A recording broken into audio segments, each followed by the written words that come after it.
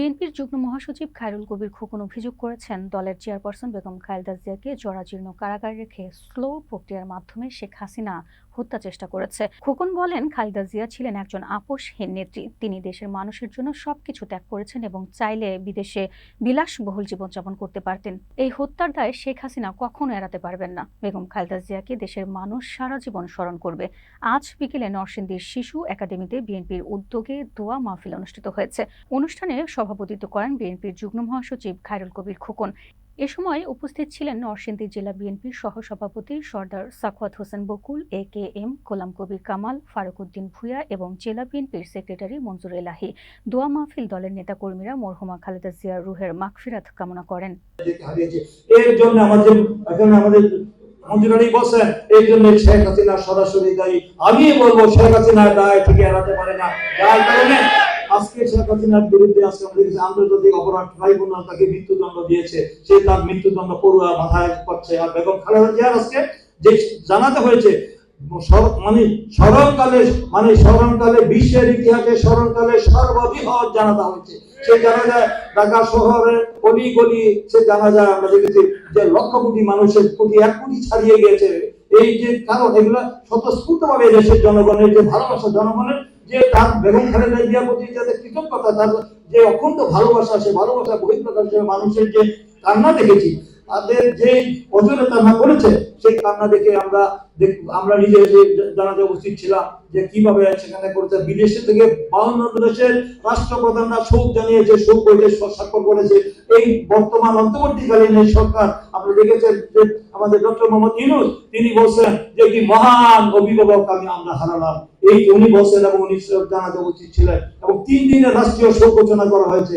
এবং সর্বোচ্চ বাংলাদেশের ইতিহাসে মহান স্বাধীনতার ঘোষক রাষ্ট্রপতি জিয়া রহমান যে রাষ্ট্রীয় মর্যাদায় তিনি সমাহিত হয়েছেন, তার থেকে আরো বেশি মনে হয় যে এই করা হয়েছে। কালকে আমি তো প্রত্যক্ষ করি, সব জায়গায় ছিলাম, আমি জানাজার সম্মুখভাগে ছিলাম এবং যেখানে দাফনের সময় কাছাকাছি ছিলাম, দেখেছি যে বাংলাদেশের একজন যে সে যে পুরো বাংলাদেশের মনে হচ্ছে যে কালকে মনে হচ্ছে যে একটা লাশের পিছনে গোটা বাংলাদেশ, একটা লাশের পিছনে গোটা বাংলাদেশ, গোটা পৃথিবী, আশেপাশের দেশের দিকে সমস্ত মাননীয় রাষ্ট্রপ্রধানরা এবং এইভাবে এসে তারা তার প্রতি শ্রদ্ধা জানিয়েছে। এটা অত্যন্ত পৃথিবীর ইতিহাসে বিরল।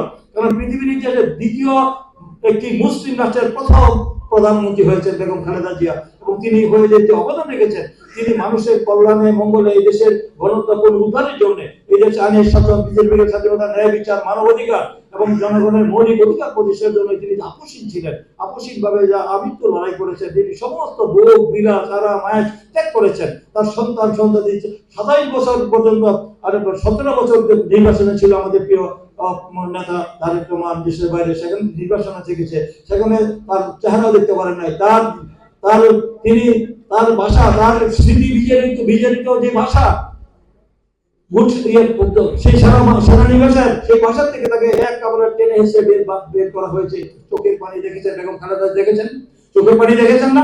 বেগম খালেদা জিয়া যেভাবে তার স্বামীর স্মৃতি বিজড়িত বাড়ি থেকে বের করে দিয়ে তার যে ঘটনা ঘটিয়েছে, এটার জন্য আমাদের বাংলাদেশের মানুষের যে তাদের যে আবেগ উচ্ছ্বাস আমরা দেখেছি। গতকালকে বেগম খালেদা জিয়ার প্রতি অত্যাচার হয়েছে, নির্যাতন হয়েছে, 36টি মামলা দেওয়া হয়েছে এবং তাকে আজকে যেভাবে জনগণ যে তারা অভিষিক্ত করেছে, যেভাবে তারা রাজকীয় বিদায় দিয়েছে, এটা পৃথিবীর ইতিহাসে অত্যন্ত বিরল ঘটনা। তাই আজকে যে ব্যক্তিকে, যে শহীদ রাষ্ট্রপতি জিয়া রহমান সমাধি আমাদের জিয়া উদ্যানের, আমরা জানেন যে জিয়া উদ্যানের সেই সমাধি থেকে আমরা জেনেছিলাম যে লুই কানের সেই যে নকশা, সেই নকশা 3 কোটি টাকা খরচ করে শেখ হাসিনা সেখানে আমেরিকা থেকে নিয়ে এসেছিল।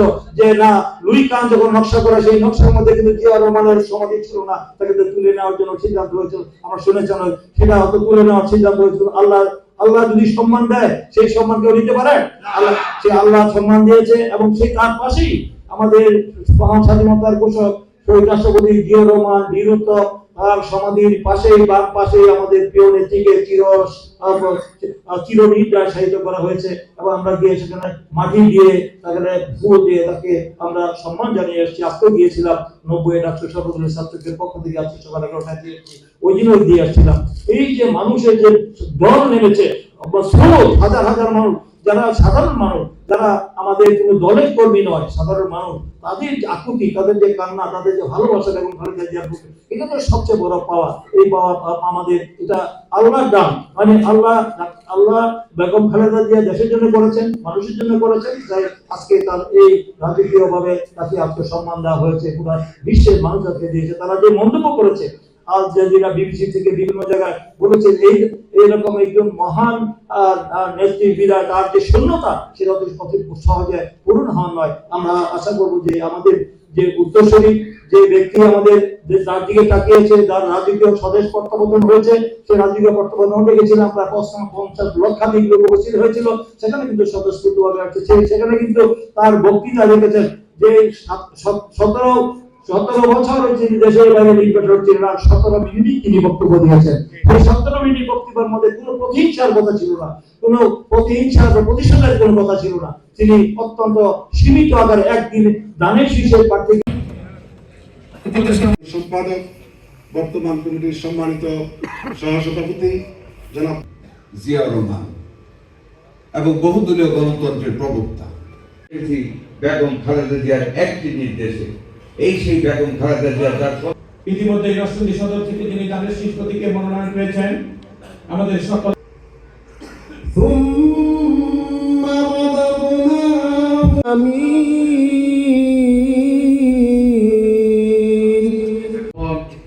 বাংলাদেশের মানুষ, বিএনপির নেতা কর্মীরা নিজের জীবনের সর্বোচ্চ দিয়ে বাংলাদেশকে ভালোবেসেছেন। বাংলাদেশ স্বাধীনতার যুদ্ধে যখন তার আমাদের দলের তখন বেগম খালেদা জিয়াকে আপনারা জানেন, পাক হানাদার বাহিনী সকল দুঃখ কষ্ট সেদিন ভুলে গিয়েছিলেন। বেগম খালেদা জেলা বিএনপির সহসভাপতি, জেলা বিএনপির বাংলাদেশের মানুষ দিশেহারা হয়ে গিয়েছিল। শহীদ রাষ্ট্রপতি জিয়া রহমানের জানাজার মাধ্যমে হয়েছিল। পরবর্তী বাংলাদেশের দায়িত্ব গ্রহণ করার পর যখন জাতীয়তাবাদী দল নামে মনোনীত শেষে মনোনীত প্রার্থী জনাব বন্ধুর আলী সহ ইতিহাস, সত্যিকার ইতিহাস কিভাবে অনেকের অবদান আছে, অনেকের অনেক বেশি অবদান করেছেন, অনেক দফা দিয়েছেন, অনেক কিছু করেছেন। সেই এক ঘোষণায় দেশ স্বাধীন হয়েছে, আমি সে কথা বলতে চাই না, কিন্তু দেশ স্বাধীন হলো দেশের লক্ষ কোটি মানুষের জীবনের বিনিময়ে। শুধু তিনি নন, যিনি আমাদের নেতা। ৭১-এর 25শে মার্চ পর্যন্ত কিন্তু আমরা জানতাম বাংলাদেশ, এর আগে কিন্তু আমরা চিন্তা রব্বুল আলামিন মাওলাই করিম তার সুযোগ্য যে ছিলেন, যিনি নিজেও মুসলিম ছিলেন, আদর করে দিও মাবুদ। মওলা যেদিন নাকি আমাদের মৃত্যুর ডাক কালিমা লা ইলাহা ইল্লাল্লাহ করছেন, বেগম খালেদা জিয়া সংসদীয় গণউত্তরণ করবেন, সে কেউ বিশ্বাস করেন নাই। এবং তিনি কিন্তু সেখানে কিন্তু জোর করে ক্ষমতায় থাকেন নাই। আমরা দেখেছেন 96-এ তিনি কিন্তু সেখানে কিন্তু আমাদের জাতীয়তাবাদী দল জাতীয় নির্বাহী কমিটির অন্যতম যুগ্ম মহাসচিব